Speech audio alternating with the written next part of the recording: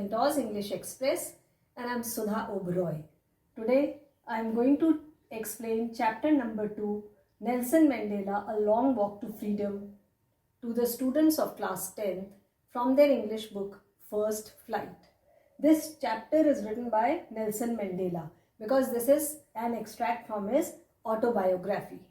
In this extract, Nelson Mandela speaks about historic occasion, the inauguration of new nation, which has achieved freedom from the slavery of white. The white people ruled over them very cruelly and inhumanly.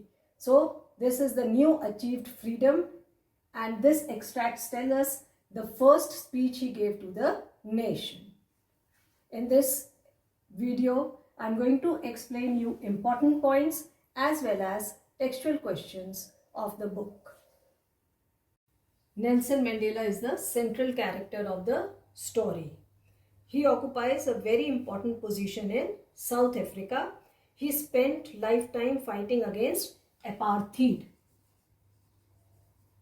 Now, apartheid is a political system that discriminates amongst people according to their race. In South Africa, in the first decade of 20th century, a few years after the Anglo War, the white-skinned people of South Africa erected a system of racial discrimination against the dark-skinned people of their own land. This system was the most inhuman system of the world. Now, this extract tells us that today they have achieved the freedom and an inauguration ceremony has been organized. So, 10th May 1994 was an important day for South Africa because it was the inaugural function of Nelson Mandela, sworn in as the first black president there. Now, in this ceremony, people from 140 nations, international leaders, and they have been addressed as Rainbow Gathering, collected there to congratulate him because it was common victory of democracy. So, ceremony is taking place and Nelson Mandela has become the first black president after 3 centuries of white rule. This ceremony is taking place in Union Building's big amphitheater in Pretoria. And Nelson Mandela in his speech talks about victory, justice, peace and humanity.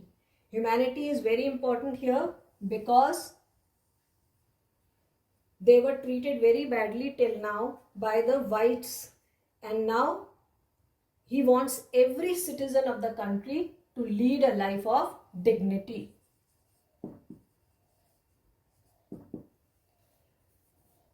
Irrespective of color, caste, creed, etc.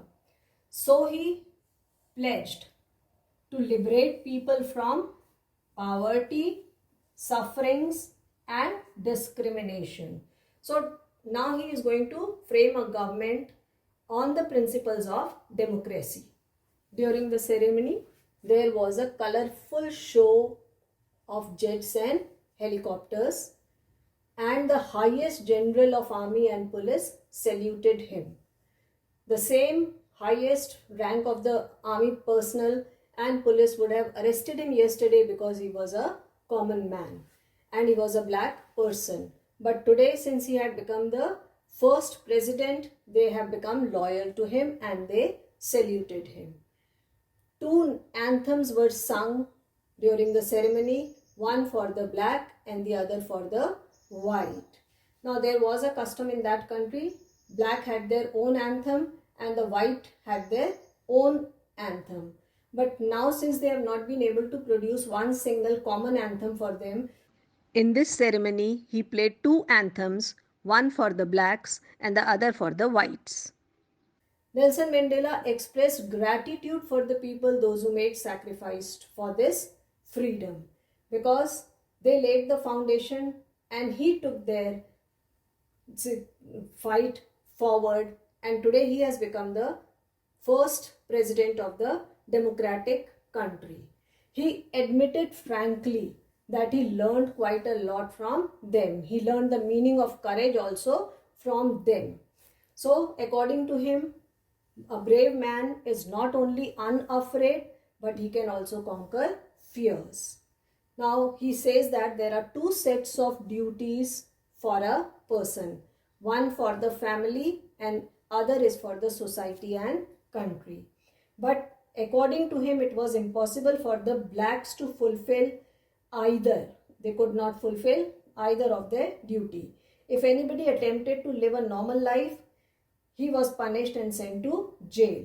And Mandela himself was in fact born to run free in the fields and swim in the stream. Then he began to learn that his boyhood freedom was not a real one. He began to develop hunger for the freedom. And as a student, he wanted freedom for himself, freedom to do and read what he pleased. But when he grew up as a young man, he longed for freedom to grow, to earn and to have a family. But he discovered that he was not really free to live even a lawful life in his country. So now after becoming the president, he wants to set up a democratic government so that all the people can live a dignified life in the country. Oppressor also and the oppressed person also is liberated. Now oppressor becomes a victim of hatred of the people, oppressed is exploited. So both will be liberated according to him. And most important thing, he says that people are the greatest asset of the country. So he gives regard to people rather than to minerals and resources. So children, at this ceremony, he promised to honor the constitution and serve people of his republic honestly. According to him, the government based on human equality and dignity would be an ideal one, of which all humanity would be proud. His victory brought hopes of justice for the other nations also. Here are textual question answers. I am going to give you value points. Question number 1, which I have not mentioned here, is where did the ceremonies take place? Can you name any buildings in India that are made of sandstone? So you know that inauguration ceremony took place in Pretoria and the buildings are Rashtrapati Bhavan and Red Fort, etc. They are made of sandstone. Your next question also is not mentioned here. Can you say how 10th May is an autumn day in South Africa? So your answer could be it is in accordance with the cycle of seasons, because in the month of May autumn season falls. So it is called autumn day. Now question number 3 is, at the beginning of his speech, Nelson Mandela talks about an extraordinary human disaster. What is the glorious human achievement he speaks at the end? So the disaster which he talks about is apartheid system, where the whites oppressed the black people and made life hell for them.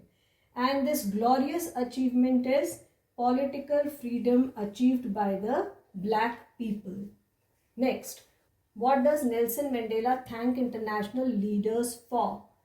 Now he thanked international leaders for supporting him in victory of freedom, justice and human dignity. Next, what ideals does he set up for future of South Africa?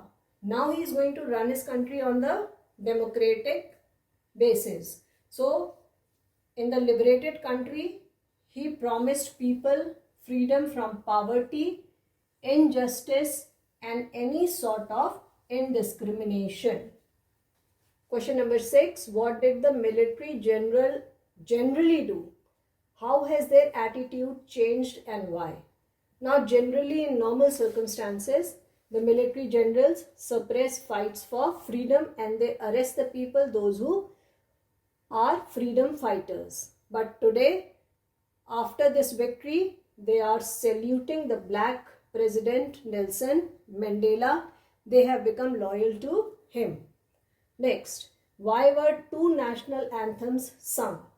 Now 2 national anthems are symbolism of equality and respect for the entire community, irrespective of caste, creed, color, etc.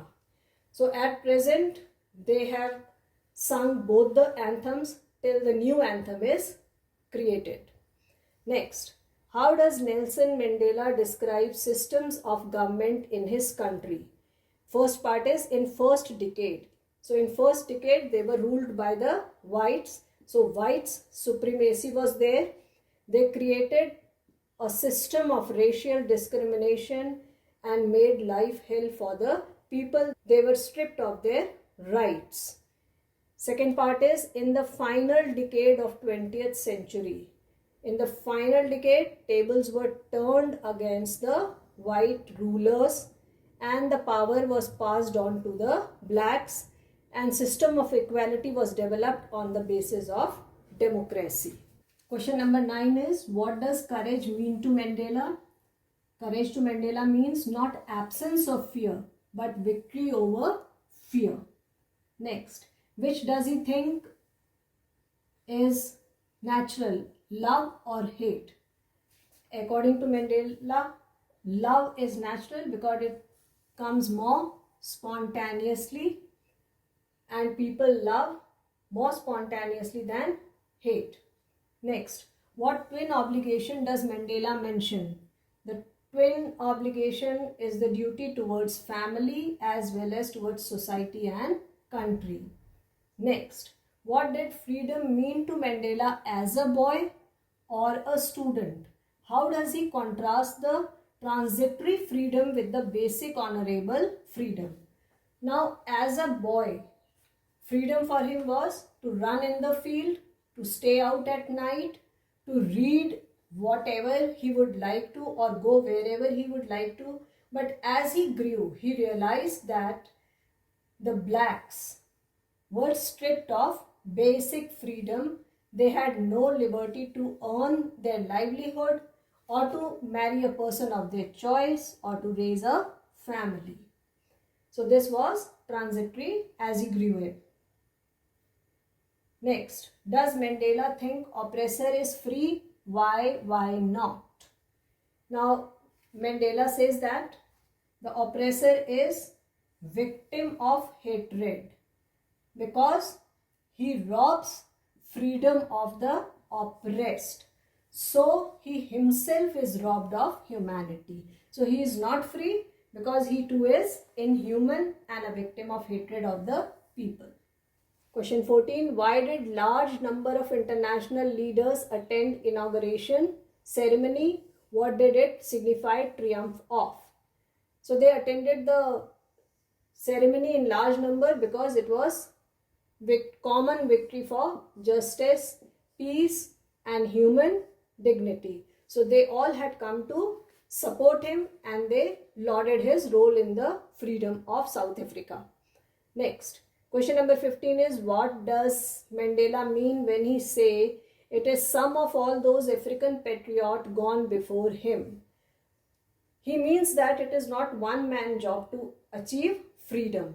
So he expressed his gratefulness to the freedom fighters who had fought so bravely and they could not see the country free. They sacrificed their life, but they inspired him and he had taken the legacy forward and achieved freedom.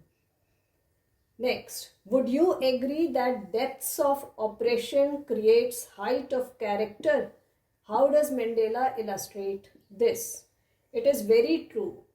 When a person is oppressed, he becomes strong and fights against it, revolts against it, rebels against it. So, examples that Mandela gives are of those who emerged as freedom fighters in his own country and laid the foundation for the struggle which he had taken forward, and they have achieved the freedom today. So he was grateful to them. After years of brutal oppression, they had achieved freedom.